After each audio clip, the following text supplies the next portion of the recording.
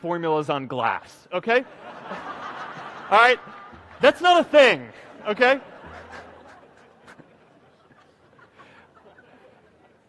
It's really good to be idealistic, but be prepared to be misunderstood. Anyone working on a big vision is going to get called crazy, even if you end up right. Anyone taking on a complex problem is going to get blamed for not fully understanding it, even though it's impossible to know everything up front. Anyone taking initiative will always get criticized for moving too fast, because there's always someone who wants to slow you down. In our society, we often don't take on big things because we're so afraid of making mistakes that we ignore all the things wrong today if we do nothing. The reality is, anything we do today is going to have some issues in the future. But that can't stop us from getting started. So what are we waiting for? It is time for our generation-defining great works. How about stopping climate change before we destroy the planet and getting millions of people involved, manufacturing and installing solar panels? How about curing all diseases and getting people involved by asking volunteers to share their health data, track their health data, and share their genomes? You know, today, our society spends more than 50 times as much treating people who are sick as we invest in finding cures so people don't get sick in the first place. It makes no sense. We can fix this. How about modernizing democracy so everyone can vote online? And how about personalizing education so everyone can learn? These achievements are all within our reach. Let's do them all in a way that gives everyone in our society a role. Let's do big things, not just to create progress, but to create purpose.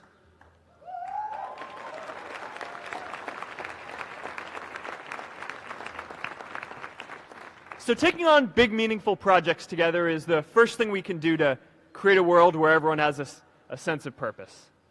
The second is redefining our idea of equality so everyone has the freedom to pursue their purpose. Now, many of our parents had stable jobs throughout their careers, but in our generation, we're all a little entrepreneurial, whether we're starting our own projects or finding our role in another one. And, you know, that's great, because our culture of entrepreneurship is how we create so much progress. An entrepreneurial culture thrives when it is easy to try lots of new ideas. Facebook wasn't the first thing I built. I also built chat systems and games, study tools and music players, and I'm not alone. J.K. Rowling got rejected 12 times before she finally wrote and published Harry Potter. Even Beyoncé had to make hundreds of songs to get Halo. The greatest successes come from having the freedom to fail. Now, today, we have a level of wealth inequality that hurts everyone. When you don't have the freedom to take your idea and turn it into a historic enterprise, we all lose. And right now, today, our society is way over-indexed on rewarding people when they're successful, and we don't do nearly enough to make sure that everyone can take lots of different shots. Now, let's face it.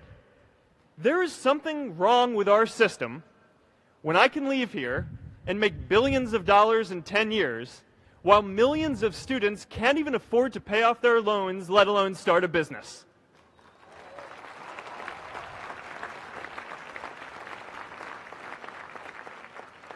Look, I know a lot of entrepreneurs, and I don't know a single person who gave up on starting a business because they were worried they might not make enough money.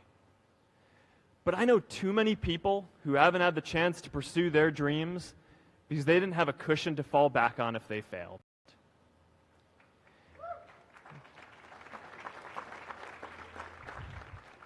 We all know you don't get successful just by having a good idea or working hard. You get successful by being lucky too. If I had to support my family growing up instead of having the time to learn how to code, if I didn't know that I was going to be fine if Facebook didn't work out, then I wouldn't be standing up here today.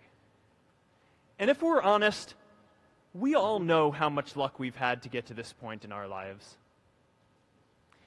Every generation expands its definition of equality. Previous generations fought for the vote and civil rights. They had the New Deal and Great Society.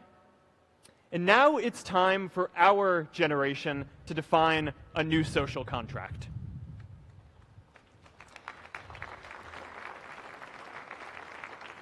We should have a society that measures progress not just by economic metrics like GDP, but by how many of us have a role we find meaningful. We should explore ideas like universal basic income to make sure that everyone has a cushion to try new ideas. We're all going to change jobs and roles many times, so we need affordable childcare to get to work and healthcare that's not tied to just one employer. And we're all going to make mistakes. So we need a society that's less focused on locking us up and stigmatizing us when we do. And as our technology keeps on evolving, we need a society that is more focused on providing continuous education through our lives.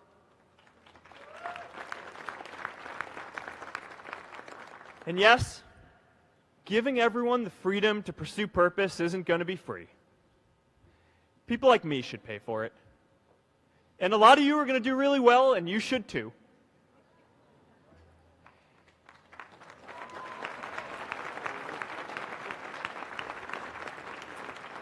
That is why Priscilla and I started the Chan Zuckerberg Initiative and committed our wealth to promoting equal opportunity.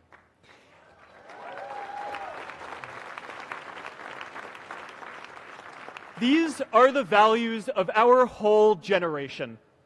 It was never a question of if we were going to do this. The only question was when. Millennials are already one of the most charitable generations in history. In just 1 year, more than 3 in 4 US millennials donated to charity, and more than 7 in 10 raised money for another one. But it's not just about giving money. You can also give. And I promise you, if you just take an hour or two a week, that's all it takes to give someone a hand and help them reach their potential. Now, maybe you're thinking, that's a lot of time. I'm not sure if I have that much time. I used to think that.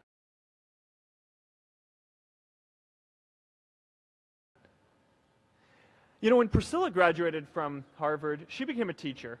And before she'd do education work with me, she told me that I needed to get my own experience teaching a class.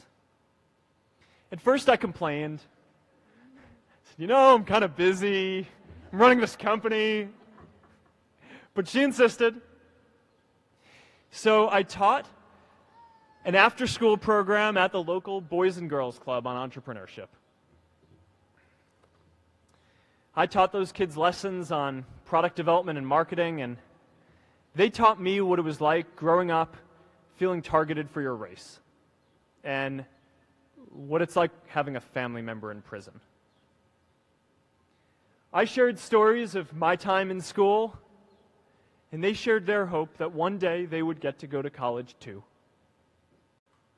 For 5 years, I've had dinner with those students every month. One of them even threw Priscilla and me our first baby shower. And next year, they're going to college. Every one of them, first generation in their families. We can all make time to give someone a hand. Let's give everyone the freedom to pursue purpose, not just because it's the right thing to do, but because when more people can turn their dreams into something great, we are all better for it.